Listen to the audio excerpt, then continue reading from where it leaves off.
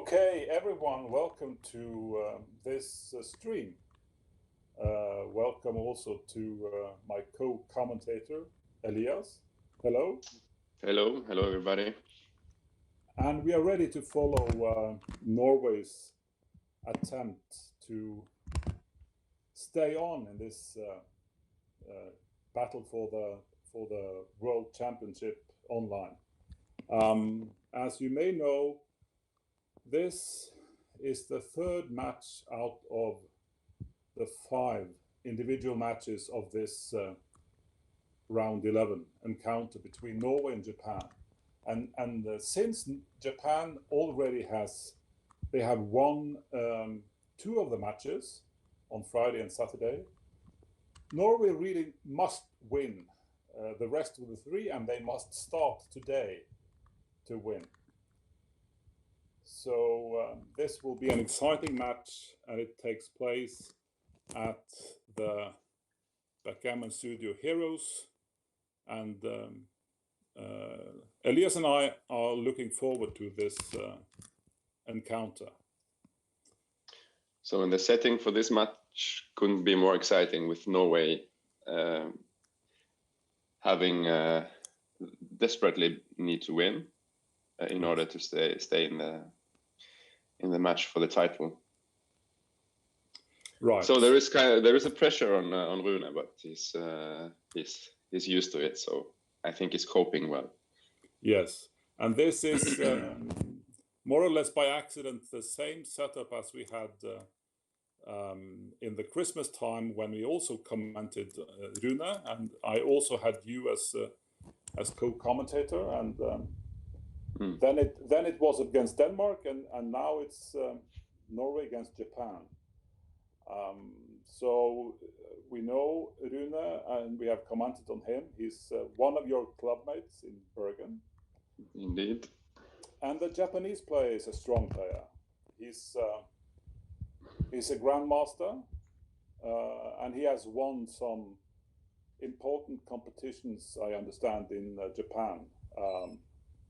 So it will be a tough opposition for us, and we need to view this slightly with Norwegian eyes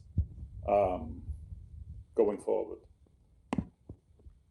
So we are kind of rooting for Norway. Of course, I'm on the team. I really want to play my match with some meaning to it. So we better win today. So yes, we are not neutral, but we hope for a good match for both players. Yeah. So now they are supposed to start in a couple of minutes, and I cannot see our man yet on the server, but that's a matter of minutes or seconds before he will appear in the list. I can see the Japanese has arrived in the lobby. So they will hopefully find each other for the matchup rather soon.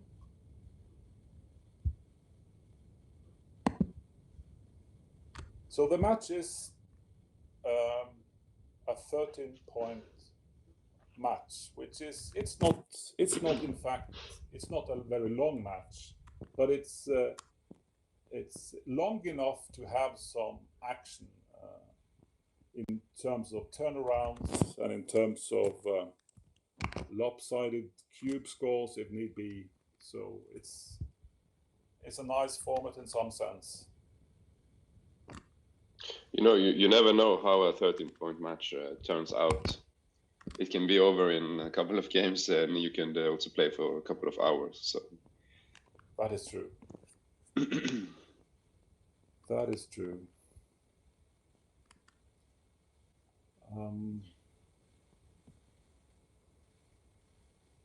So I'd expect the username Fredag to pop up soon. That's the Norwegian player, and the username of the Japanese would be Fairy Tales, I think.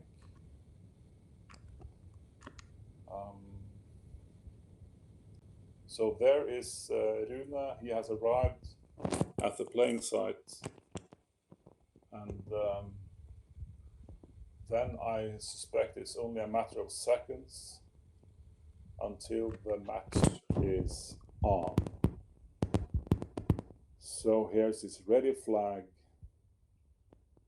and now there's only a question of issuing the challenge, and then the game will be on, I believe. So there they are on.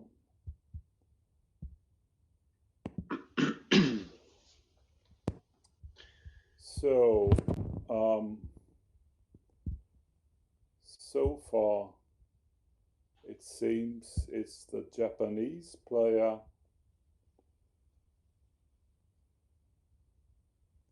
who won the open roll.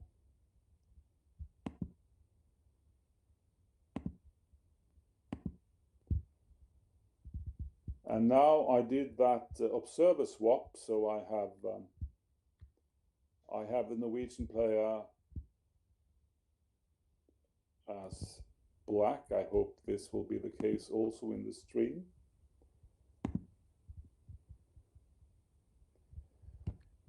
Okay. So it's been an exchange of hits, and Rune only enters one. So the Japanese might seize the initiative.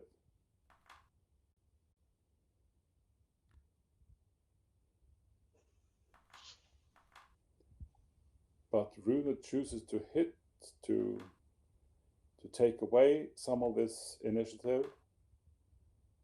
And the Japanese considers giving up his midpoint in order to keep the pressure, but this was an error according to GNU. It's very committing, giving up your midpoint so early in the game. Yes, although he had his 11 point, so you could argue that the 11 point can to some extent substitute, but he was ahead in the race, so GNU simply favored running out into the outfield, leaping those checkers around Rune's bar. So I believe he needs to, well, he could go for this double tiger structure, or he could make the 5 point. It's difficult, actually. I understand that Rune doesn't want to stay on the 23 point, but I don't think he has any alternative. Yes, I agree. So the 5 point is simply too valuable. And now the Japanese needs to cover up his blots, so he can stabilize his front position. And now Rune should probably look to stir up some attack, or should he just move like this? He played quickly. I didn't have time to think. It was a good play from Rune. And now it's a pick and pass, I think. Seems obvious. And a dance is good, seen with Norwegian eyes. So, but we still can see the weakness of having 3 checkers on the 2 point. So this is the big problem in Rune's position, to have the 3 checkers on the anchor.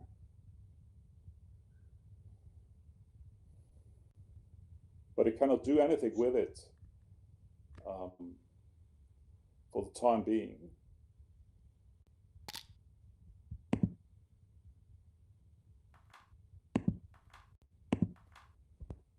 So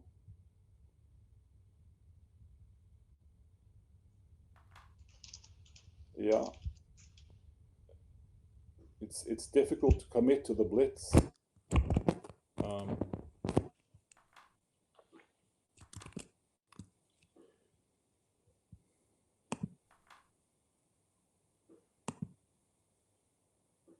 Okay, so now so it's basically prime against prime. Problem for a Japanese friend is that he has made his 1 point, which doesn't serve his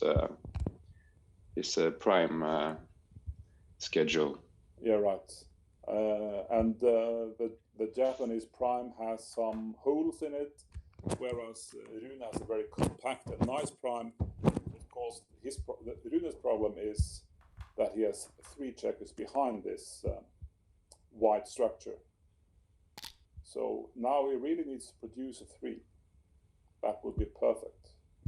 But he might consider cubing. I don't know. Well, I mean, his 6s are excellent. His 3s are excellent. He still has a prime to overcome, but yeah. And now, does he hit loose on the 1, or does he allow the Japanese to cover his 5-point unchallenged? And maybe he should make his 1. I don't know. It's a difficult choice.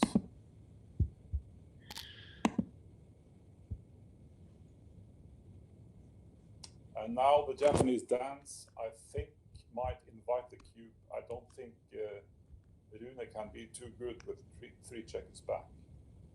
There is volatility here.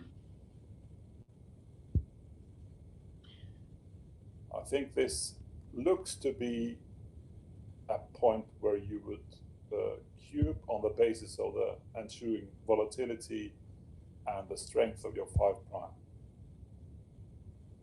Yeah, I mean, Rune has some problems. He has 3 checkers behind the prime.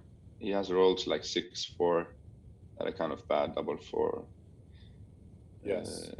Basically, some of the 6s are not good. So it's the time to cube. He should cube in the roll before. Even then, yeah. So it was, according to GNU, it was a small drop, even the roll before. Yeah. So.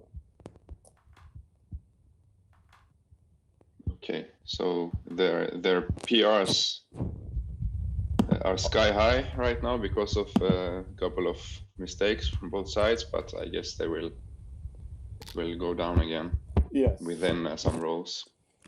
You know, these prime against prime battles, they are very, very tactical, and the size of the errors you do in those positions are usually very big.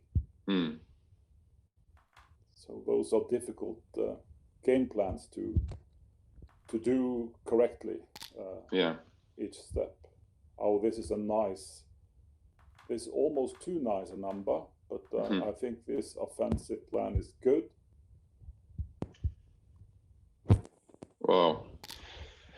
And now it's too early to cube, maybe because of the 4 checkers back and the lack of ammunition.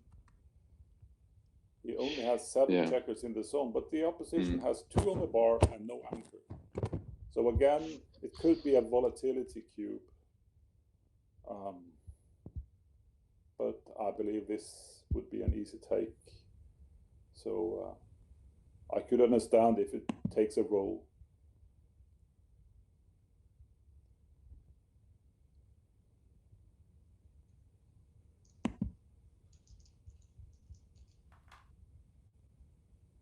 Oh, 5-3 is excellent for the Japanese.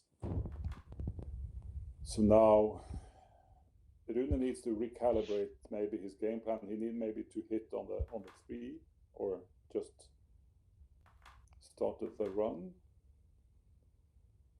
I think he might as well do this to create some problems. And double 3 is a joker, of course. Yeah. It takes the lead in the game, at least instantly.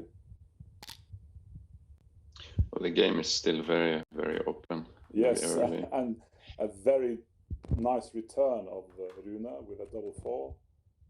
So, and it's a joker galore with doubles met with doubles. So a lot of nice things happening to each side currently. I'm a bit worried about the time consumption of Rune. He already spent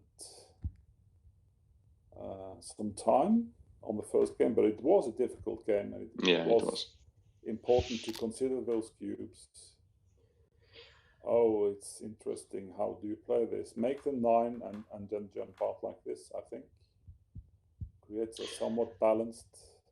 The downside to Nishikawa's position is the spare checkers on the 6 point, which he are trying to be used, but it's not easy for him to use them because Rune has 2 anchors in the way. Yes, and you can see how important that anchor on the 4 point is. Rune's most advanced anchor, because that's blocking those spears on that 6.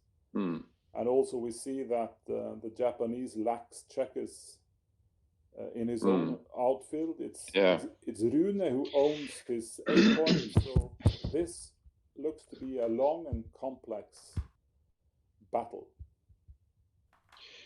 It's an awkward 5 for Rune here. Yes. I guess that's the only 5 he has. Oh, isn't it? Let's see. I could never find the right player. Oh, you should clear the anchor. That strong anchor that I talked about. So I would never find that play. I think most players would play as Rune did. Yes. And now you just dump the checkers in the outfield. And it's a kind of, in chess, we have this concept of Zugzwang. It's where you have to move something. You really don't want to move, but you have to do it. And so this position is so stiff and disconnected that you have something of this. Look at this 5-1. He just had to. He's forced to leave the anchor because of his stiff position. Yeah. Right. Oh, and double 5s. Can he do something very good? Well, he would really like to hit here, but he can't. So what's the plan? Yeah. Do you maybe make doubles... 11 points?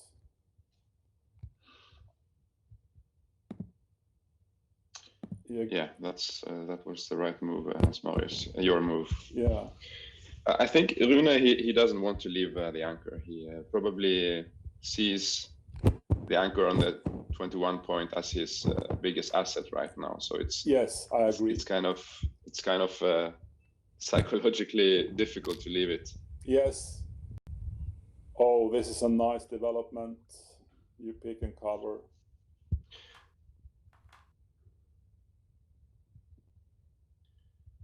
And then a dance, and then maybe we could get the back checkers going for Rune. Just, like this. While the opponent is on the bar, he can try to get the checkers into the outfield and establish some kind of command in the game. Yes, I think this is the correct move. And these 3 dances really puts Rune in the pole position in this game. Oh, yeah. He could also clear his 17 point, Rune, I don't know. I think I would do the same as he did now, Yeah. And now just stabilize the position maybe? Or does he just jump the quasi-prime? I think he has to jump. He has to jump when he can. Yes. Because next time it's not sure he can move that checker. Because his outfield points are stripped. And those are vital to keep the command in the game.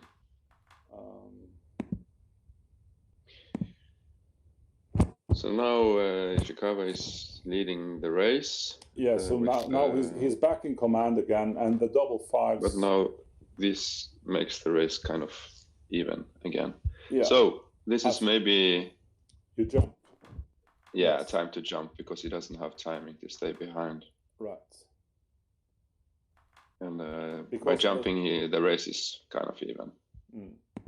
And he blocks double 4s, of course. Yeah, that's always a good thing. But it's nevertheless a very good roll. Yes, it gains a lot of pips in the race. I think he should maybe leave his 10-point. Does he really need the 10-point? I don't think he needs it. I mean, what does he need it for? For 6-3 when he has to leave his midpoint. So that was a little small mistake. Yeah. He should clear his 10-point, yes. So now White is leading comfortably in the race, and he should be looking to. Oh, this is a very easy take. Yes, it is. And this is a good roll because it greatly diminishes the contact and the tension, and of course opens the position for the double 4. That's nice. Yeah. So now it's a lot more. There is, and there is still a lot of contact. Now we should maybe break it. I'm not sure. Because he makes the life much easier for the Japanese, but but it was very efficient crossovers. Yeah, it should run, but it's not a big mistake. No, it's not. It's again, it's the human touch. It's about sticking to your game plan, sticking to what you consider your best defense. It is keeping some contact. Mm-hmm.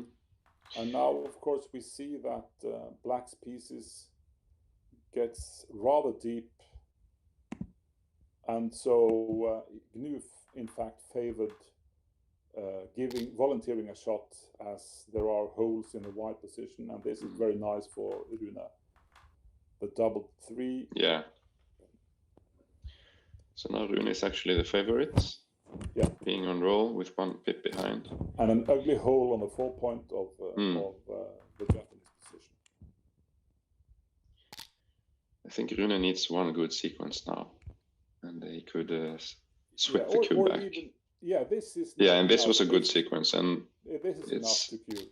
Yeah, I agree. Very nice. He didn't think long about it, so that means he's in his zone of comfort, I hope. So how does the counting methods play out?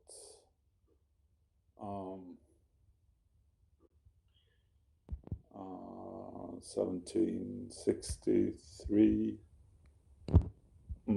73. So I give Rune 73% in this position. So it looks to be a big take if I can rely on eyesight in this.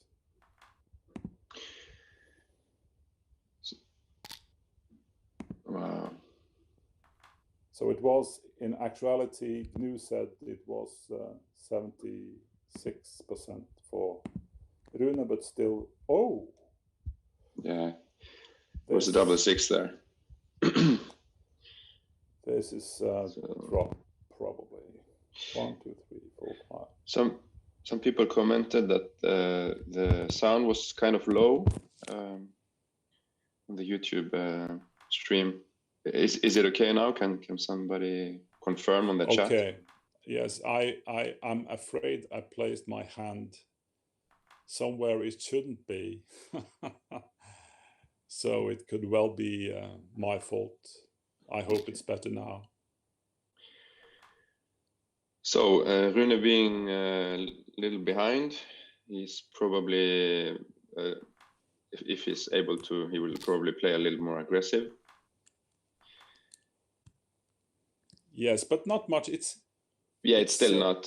He shouldn't change his game plan too much. It's too early.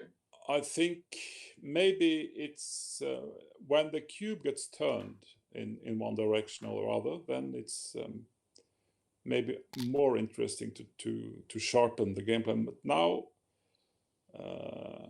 how is the overall assessment? The Japanese has 3 checkers back, and at the same time has started to dump checkers behind the anchor, and that's That's something that is Okay, wow, interesting move. Yeah. I didn't even see that. No. It was a small mistake. He according to GNU, you should just hit on the 1 point from the 7 from the 8 point. Or even double slots. So it was. That was my move. Both positions were very stiff, so it kind of was begging for a restart, really, and recirculate some of the stiffness. So you make the 3 possibly, and you could think of making the 9, but that would have been a blunder. I think the hit is mandatory because of Rune being ahead in the race. But he has the blot on the 2 point. Okay. He doesn't want to hit. No, he doesn't want to leave his biggest asset, the 5 anchor. I was wrong. You shouldn't hit. So PR is going down.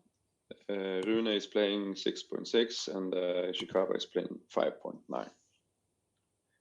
Yeah.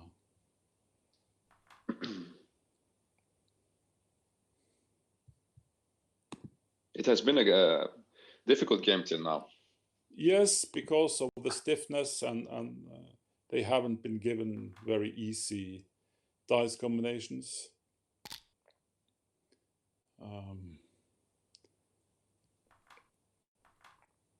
So Rune's bid for the bar point didn't pay off, and now he just lifts that blot. It's basically a mutual holding game right now. It is, and Rune's it's kind of 50-50. Rune's lead makes him to be the first to try and leave his anchor, and now it's too early, I think, because of the blot in the home board.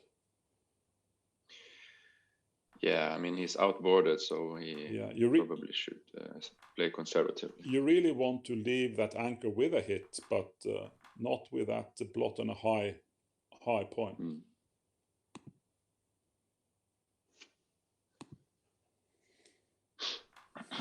Okay, so it's a shot leaving number.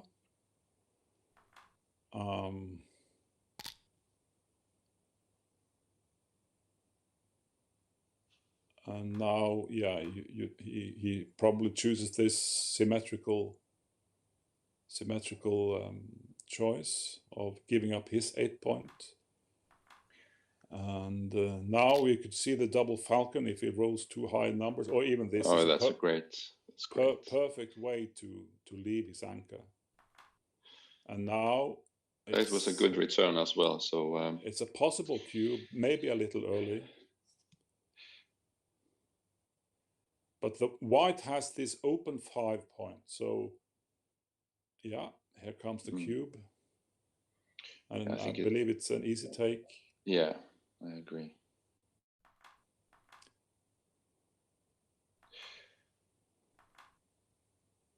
Oh, it was too early. Yeah. The cube. The take is way too easy. Yeah. There's so much contact here. It will be a lot of indirect shots. But you don't lose your market that easily. Right. You could wait for a roll or 2 and see how it develops. Right. So that's basically it. It was a lack of. It was a lack of market losses. So this roll keeps Nishikawa in the race and in the game. Absolutely. So now it's very, very nice to own the cube, of course, when you're in a bear in, bear off, and owning the cube is a huge asset. Maybe he's considering to stay behind with 1, but yes. I think with the race being so even, he shouldn't take that chance. Right, because the die roll of 1 now turns into an asset, but it was correct, it seems. Okay, he gets the sevens when Rune leaves, so maybe it was worth it in that sense. Yeah.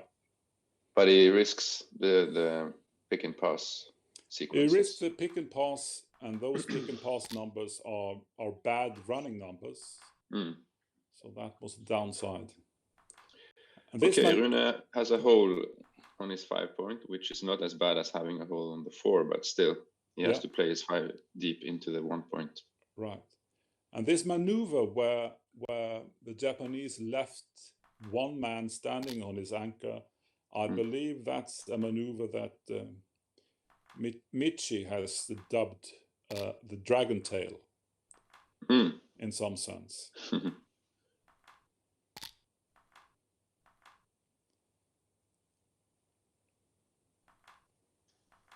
Oh, that's a very bad rolling from Rune now. Yes, uncomfortable development. He's hanging in there though with that 6-3. But we are approaching another recube. Yeah, wow. Nishikawa seven checkers. So that's left. That's one too many. Yeah, I believe. It's he has a 4-roll position, and Rune has a 3.5 roll, maybe. This is not easy for Ishikawa because he has a lead in the match. He has the cube. He really wants to avoid the big swings. Yes, what do we get if we count this using eyesight? I get 21 there, and 26. 7 is 73. He has 83%. So it looks to be a double drop, if the eyesight method is correct. But it's so few checkers, so I wouldn't fully trust it. I use my intuition and say that it's a take. Yes, I made the wrong adjustment in addition, so I was way off. Sorry. It's not easy to do this. I punished Rune for the Japanese extra checkers, so I was very, very wrong. It wasn't. Yeah, it's not a double. Yeah. Yeah. So this is interesting. Now Rune may get the chance to. And 6-3 was a great roll. So now we might. It's too easy to take an 8 cube here, maybe.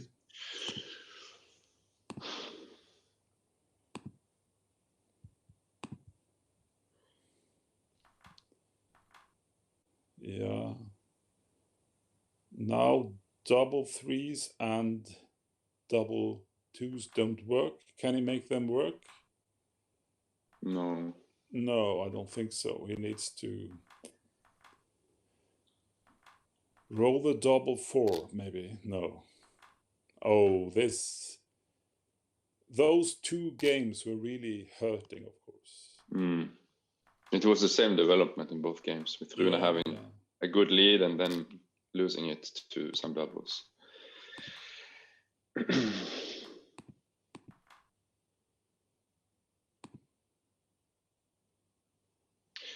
Okay.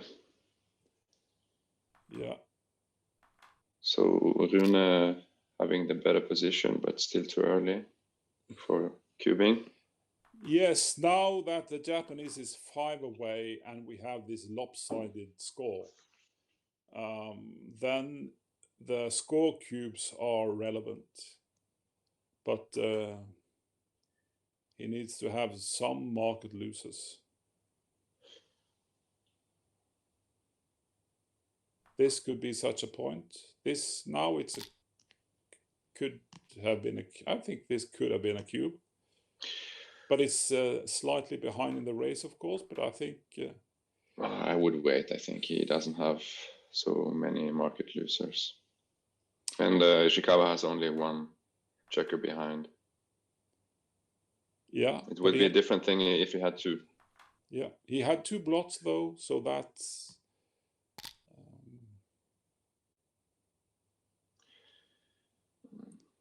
5-4.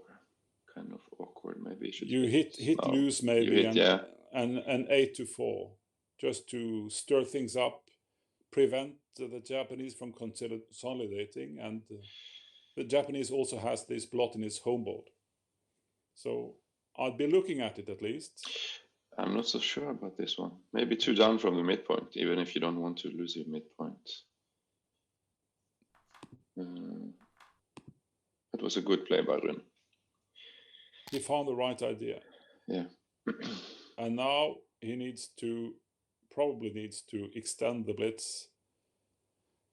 You attack a blot while you prime an anchor.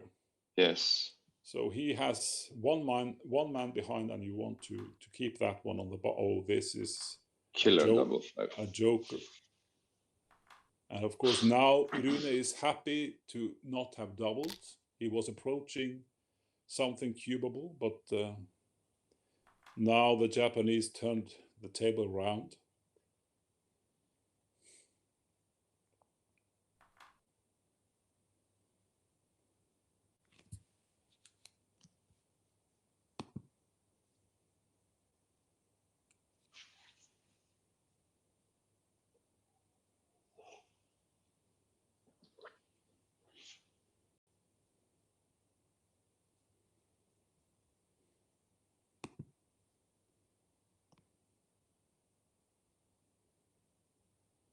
Okay, he's thinking about cubing. I don't think he can do that because there is a lot of contact, and there's a lopsided score.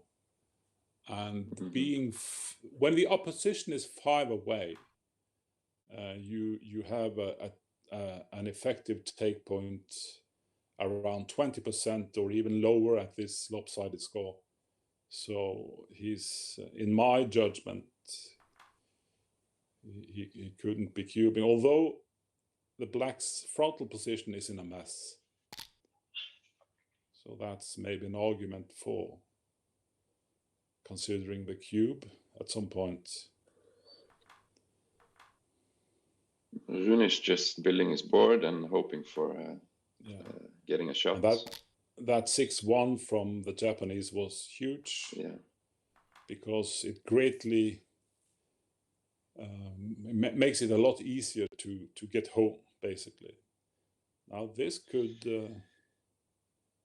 I think, I mean, Rune is still in the race. I mean, in order to take to consider the taking those positions, you have to have some race equity and some shot equity. Yes. You probably had both. He had both, so... and the 3-point anchor is surprisingly resilient, because it's in this mid position between the high and the low anchor. So you don't get gammoned a lot from there, and you have contact from that 3-point anchor.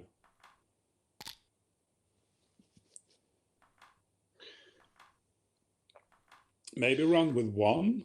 Yeah, because of the 2 blots, I think he can afford to stay. Yes.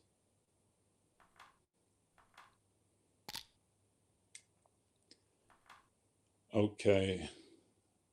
So does he save a 6 for next roll, or does he?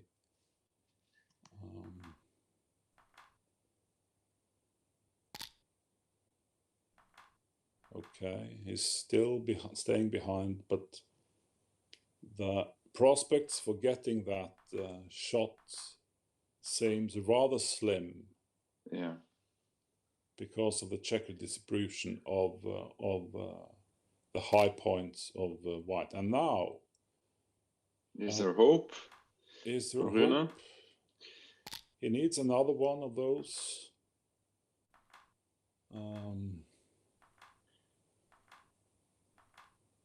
Could it be his turn to make a bear of turnaround this?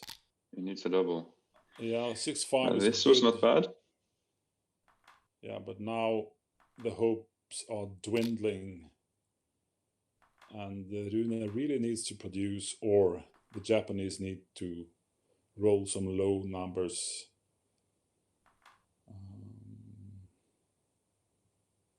important. Oh. Now he needs to produce the high double, but it's unlikely.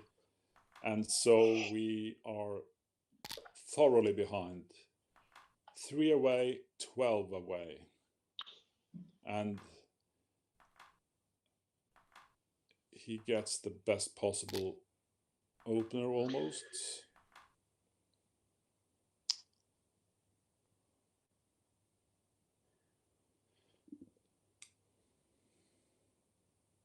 With this high anchor, the Japanese can play very freely.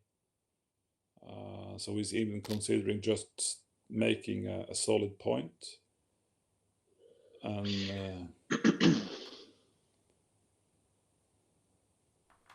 yeah, I think Rune needs to hit this. He needs to take the advantage while it's given to him.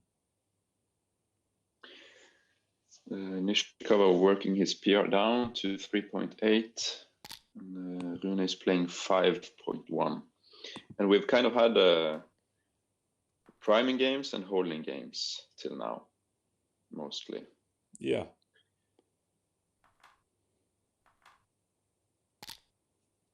Oh, that's a nice 7 from Rune hitting and gaining advantage. Yeah. So it's still too early, I think, to think about cubing. Usually in those positions, you have to clear your blots before you can. Yeah, but it's a score thing, and White had 4 checkers behind, an open 5 point, and a strip midpoint. So it was a marginal cube, but Rune managed to find it.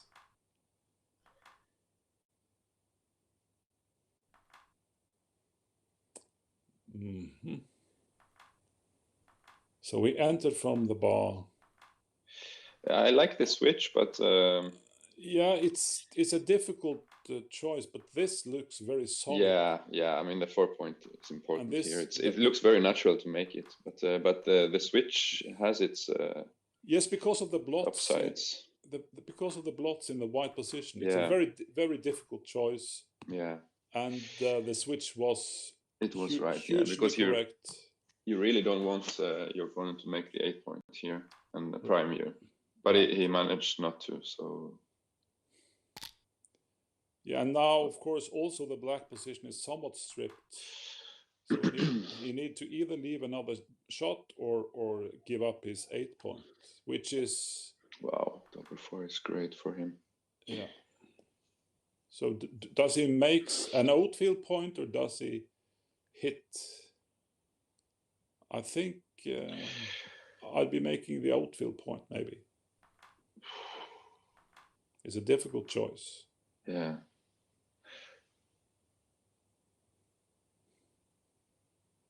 I think this is my play. To gain some advantage in the race and you gain. I mean, Rune could enter in with a 1 and stay behind. 1-4 is really good. Mm-hmm. So the double 4 play was correct. It was.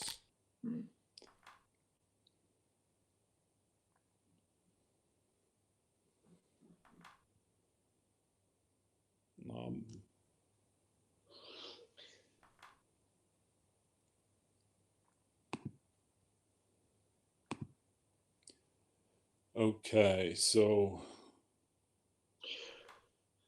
he's looking, should he slot 1 or 2 homeboard points maybe?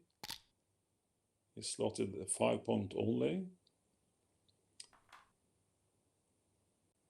And here, Rune is ahead in the race, so maybe he should just solidify his position, but... Oh, he found the right play. That's a good play from Rune. I would safety the blot there, but he needs flexibility, I guess. Yes, I think. But now he really needs to give a shot. Wow, 5-1, probably his worst throw. Oh, this could be. Oh, that's a wow. That's a classic joker. And a dance, of course. Wow, this sequence is that's crazy. A huge sequence. What so a this sequence. swing is unbelievable. He can gain a gammon from this 1-6 and Yes. enter the match again. And he should split from his midpoint, shouldn't he, to pick up that last? Yes. He'll be remaking his 8, and now it could be smooth cruising towards something looking like it could turn into a gammon if he's lucky. And for the observers, I think also this sequence is nice because now we have a match again. Now we would have definitively a match. Although now it's the indirect shots are looming their head.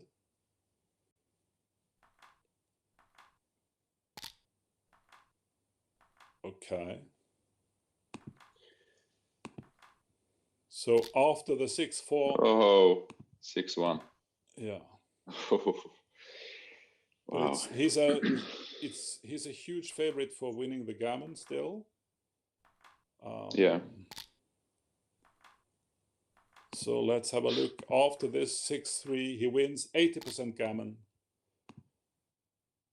So we can really hope that will, as Norwegian commentators, we are of course really hoping for the gammon win. And that was a huge swing of fortunes, that starting with that 6-1.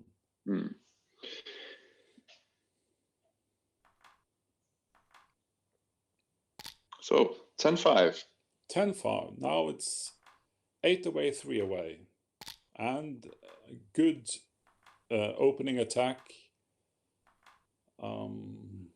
White fails to anchor, and he should send the cube, I think, maybe. Maybe it's a tad early, but against the 3 away, you tend to be aggressive with the cube. Because white cannot find attractive recubes as easily.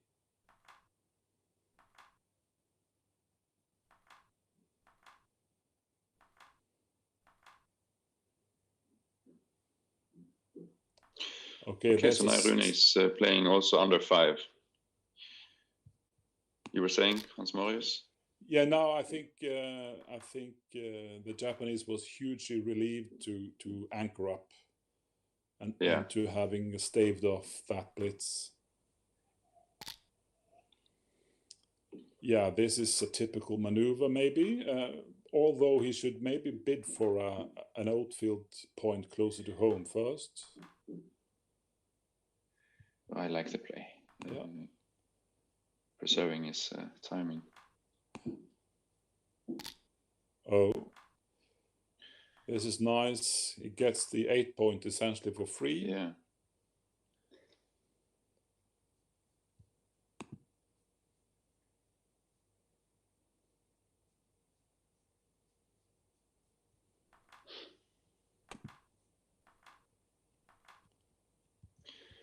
Once again, a holding game.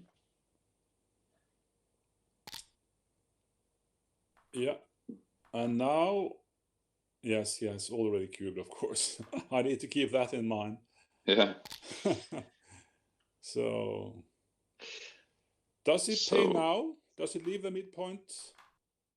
Well, while there was a blot, yeah, a GNU would have done that. I can tell you. I'm not sure what I would have done, No. because Red's timing is not so good either. So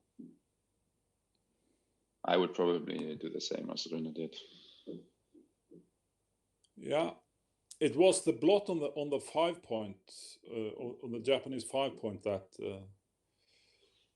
made it attractive, and that this resulting position is somewhat stiff for Rune. So it will be hard to avoid giving a shot later, and then most likely White's board will have improved. Yeah. So I think maybe he chose to stay on his midpoint and GNU like that.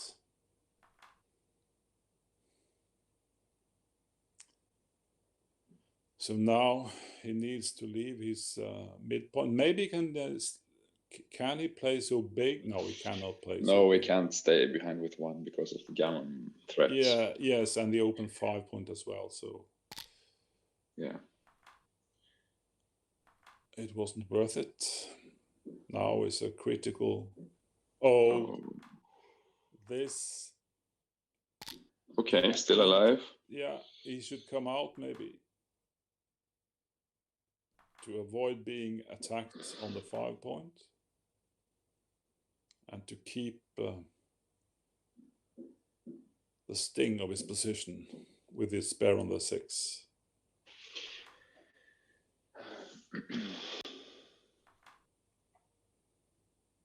Now it's a very volatile phase again. Oh, yeah, 5-2 again. So same maneuver, I believe. Yeah.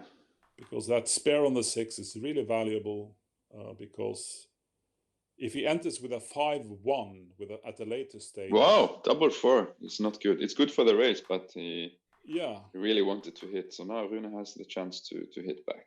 Yes. 6-3 is not the best. Maybe just send 2 guys in there. Or just, does he stack his 9-point? It's a tough decision. Maybe. Yeah, it is. It is. Maybe just stacks his 9-point. And because that's more efficient in the race, maybe. It was a toss-up, essentially. So this is a critical phase of this game and consequently a critical phase of the match, of course, because a Japanese victory in this game would send the match to Crawford,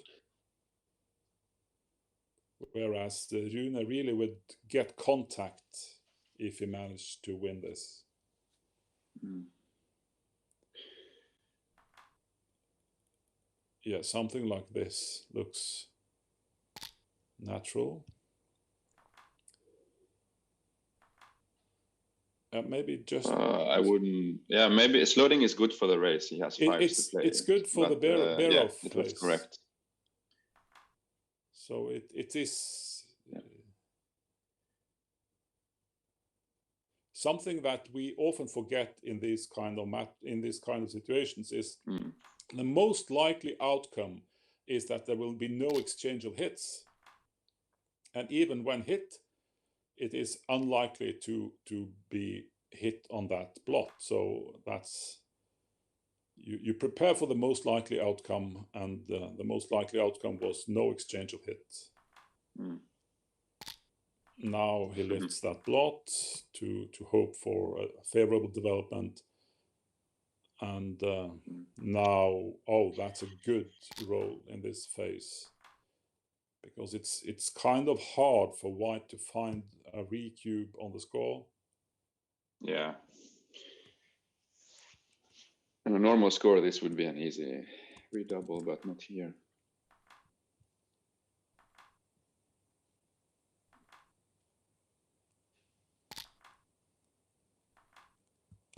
Take point of Rune is in the single digits. This doesn't look good for Rune. It's kind of hopeless to take this one. Well, let's see. GNU gives Rune 4% winning chances and tells it to drop. Mm-hmm.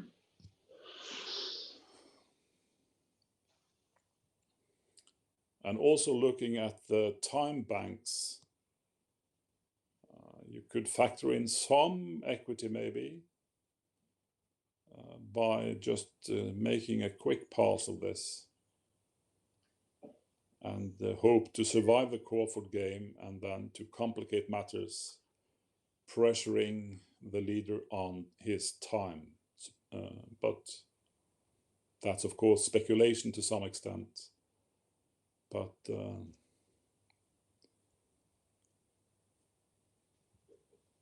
it's a pity. Of course, he needs to mentally go through a lot of numbers to find out what is his take point here, really.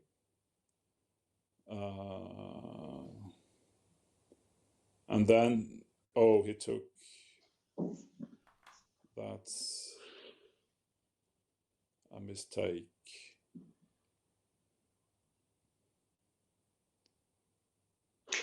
Rune is probably thinking that he's switching the cue back to 8, which is Yeah. a perfect cue for him to win the match, but still he has That is true. 4%. Yeah. He's kind of relying on rolling a double 6, basically, without his opponent doing the same.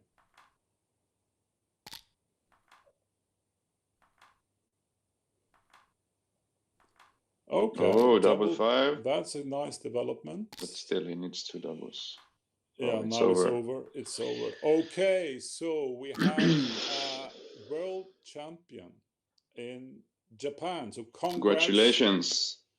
Very nice achievement by the Japanese team. They have played outstandingly well. They have had only one loss, and that was against Germany 2 rounds ago. So they have been playing really solidly. So, and we saw that also in this match, that the Japanese player had a world-class game. So they are very worthy champions, and they were one of my favorites starting the entire competition. So congrats to Japan. Congratulations. Yeah. Really a great performance by Japan. It was. So I need to... And congratulations, of course, to Norway for the silver medal. And it's a great achievement because they started with 2 losses on the first 2 games. So it's they have been doing excellently. That is true. We had a bad start. We lost against the USA and we lost against Russia. And then we somehow managed to hang in to the very end and to make a bid for the title is a good achievement. And it's only 2 years ago since we won this same competition.